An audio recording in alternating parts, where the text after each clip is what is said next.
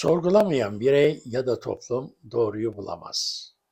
Çünkü gerçekler sadece duymakla değil, sorgulamakla anlaşılır.